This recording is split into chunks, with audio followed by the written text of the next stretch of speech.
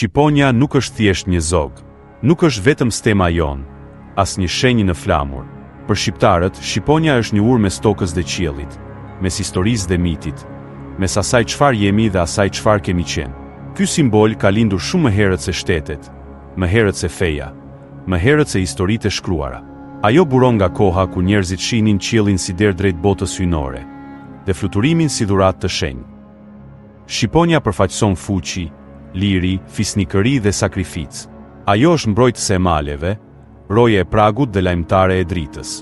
Në këtë udhëtim do të zbulojmë misterin e Shqiponjës, rrënjët e saj hyjnore, lidhje me perënditë antike, rolin të shqiptarët, dhe pse ky simbol nuk është shuar kurrë, sepse ka simbole që mbijetojnë më shumë se perandorit, dhe Shqiponia është një prej tyre.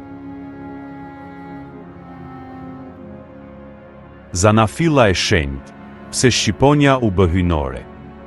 Që në lashtësinë më të thellë, njeriu e ka parë Shqiponjën si të shenjtë. Ajo fluturonte më lart se çdo krijesë, më afër diellit, dhe për këtë konsiderohej si lajmtare e perëndive. Në kulturat e vjetra indo-evropiane, Shqiponia ishte e lidhur me qiellin, zjarrit, nderin dhe betimin. Që në botën e ilirëve, simboli i Shqiponjës gjendet në gur, varre dhe objekte të shenjta. Shqiptarët e parë besonin se zemra e njeriut që mbante nder dhe guxim dinte të fluturonte. Ashtu si Shqiponia që sfidon stuhit. Ajo nuk është krijesë e frikës, por e madhështisë. E shohim të baladat, këngët dhe tregimet e vjetra, ku Shqiponia është mësuese, mbrojtëse dhe udhërfyese. Që aty fillon miti. Ai që ngrihet mbi tokën nuk është vetëm njeri, por shpirti lindur për të sunduar qiellin. Shqiponia te ilirët, evidenca arkeologjike dhe kultike. Në kulturën ilire, Shqiponia përdorej si simbol në stema, armë, buroja dhe varre të fisnikëve. Monedat ilire shpesh tregojnë zogj të fuqishëm me krah të hapur, shenjë e fisnikërisë dhe mbrojtjes hyjnore. Në gjetjet arkeologjike të trojeve ilire, simboli i shpendit shfaqet në mënyrë të përsëritur, sidomos te fiset malore që nderonin malin si vend të perëndive. Për ilirët, Shqiponia nuk ishte thjesht pajisje dekoruese. Ajo kishte vlerë shpirtërore, ishte mbrojtëse e fisit, e tokës dhe e nderit. Shumë studiues thonë se para se të bëhej simbol politik, Shqiponia ishte simbol ritual dhe shpirtëror. Ajo vendosej në artefakte të leadershipit, gjë që tregon se prisit nuk ishin vetëm figura toksore, por përfaqësues të rendit hyjnor. Shqiponia e ilirëve ishte fati i fisit. Pse dy koka, misteri që fillon para Bizantit. Shumë e huajt mendojnë se Shqiponia dykrerëshe është trashëgimi bizantine, por rënja e saj është më e vjetër se Bizanti. Në kulturat indo-evropiane dhe madje edhe më herët, dy koka simbolizonin sundim mbi dy botë, të dukshmen dhe të padukshmen, tokën dhe qiellin, të sotmen dhe të përjetshmen. Për popujt e Ballkanit, kjo shenjë u mor dhe u përshtat si simboli i fuqisë dypolare dhe mbrojtjes hyjnore. Ku shqiptarët e morën, nuk e bën thjesht si shenjë politike, por si dëshmi të një trashëgimie që njihte dualitetin e shenjë.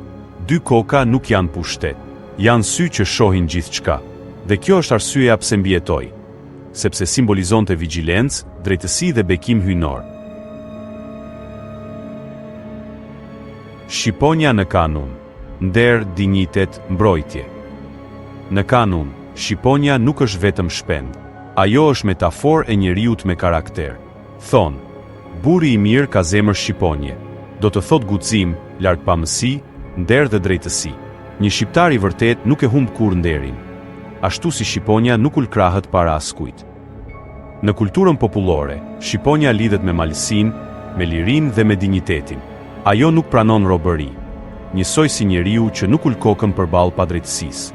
Në ritin e mikpritjes, shtëpia shqiptare është shtëpia e Zotit dhe e mikut, dhe Shqiponia është roja e pragut. Ajo mbron, por nuk nënshtron. Ky simbol i kanunit nuk është rastësi. Është thirrje për jetë me nder dhe drejtësi, sepse vetëm kështu fluturon lart. Shqiponia në art, këngë dhe balad. Shqiponia përmendet në qindra vargje popullore dhe këngë epike shqiptare. Ajo është simboli i heroit, i luftëtarit, i nënës që rrit djem të lirë, i fushës së ndershme, i malit të shenjtë. Të këngët e kreshnikëve shpesh shfaqet si shenjë qiellore, që paralajmëron betejën ose jep fuqi hyjnore. Në artin figurativ, Shqiponja përdoret për të treguar sakrificë dhe fisnikëri. Ajo nuk është bardhësi e pastër, por zjarri i fortë që nuk shuhet.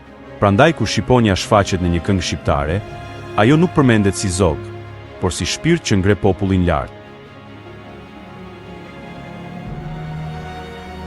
Nga Skënderbeu te pavarësia, simbol që mban kohën. Me Skënderbeun, shqiponja kthehet në flamur luftëtarësh, jo si dekor, por si betim. Shqiptarët luftuan me flamur shqiponje sepse nuk luftonin vetëm për tokë, por për liri. Në pavarësinë e 1912 nuk u zgjodh rastësisht. Ishte thirrja e gjakut, zëri i përbashkët i historisë. Edhe pse në shekuj simboli u ndalua, u dogj, u censurua, ai nuk u zhduk. Shqiptarët e mbanin në zemër, në këngë, në histori, sepse shqiponja nuk është shenjë politike, është shenjtëri kombëtare.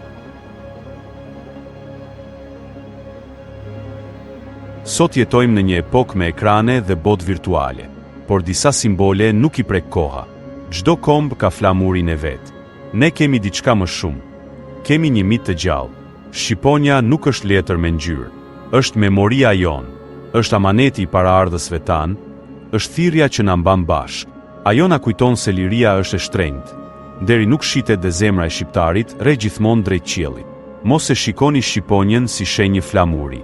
Shikojeni si kujtesën e shpirtit tuaj, sepse disa gjëra nuk vdesin kurrë, dhe shqiponja është një prej tyre.